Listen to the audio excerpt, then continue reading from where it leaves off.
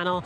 But with me here in Chicago, we have MS Now political analyst and former HUD secretary in the Obama cabinet, Julian Castro, and Jonathan Capehart, host of MS Now's The Weekend. It is good to see you both. You too. The vice president doing cleanup on aisle 6.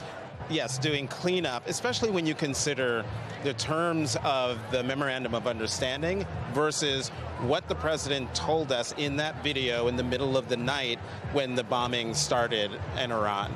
And there's no way, I mean, the president and the vice president specifically are trying mighty hard to spin this as something that is a win for the administration and a win for the United States. But when you look to the comments from analysts and diplomats and professionals, that is indeed not the case. And I do want to say that the vice president saying he's, great experience negotiating with hostile entities, invoking Joy Behar, a television host, does not inspire confidence. What people want to know is, are the American negotiators at the table with the Iranians and their interlocutors?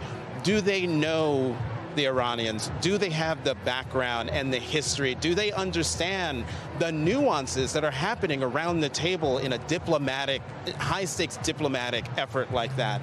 And what we've seen over the last several months, to my mind, does not inspire confidence. It's telling to me that yesterday when the president was on the world stage at the G7, he invoked President Obama innumerable times, specifically as it relates to the JCPOA. He also invoked President Herbert Hoover a number of times, which was fascinating to know who is living rent-free in the current president's mind. But what does that constant compare and contrast on the president's part tell you? Well, it's an insecurity on President Trump's part.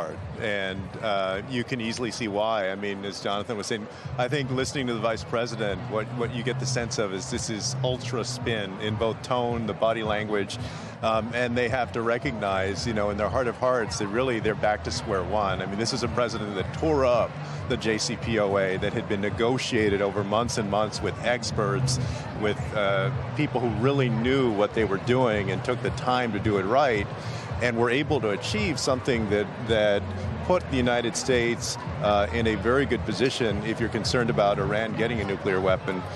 President Trump came in, did away with that, and now we find ourselves in a position where it's very clear that President Obama is actually the one who did a better job for the United States. And I think it's that insecurity coming out on this issue and others. I mean, that's just one of many, Alicia. Secretary Castro, Jonathan Capehart, thank you so much. I'm disappointed in both of you that there are no tan suits. A tan tie. This is the tan tie homage. Barely counts, sir. I thought about it, but you're you. Thank you both so much. Alicia. All right, our own Jacob Sobroff is connecting with folks out in the crowd waiting to see these star-studded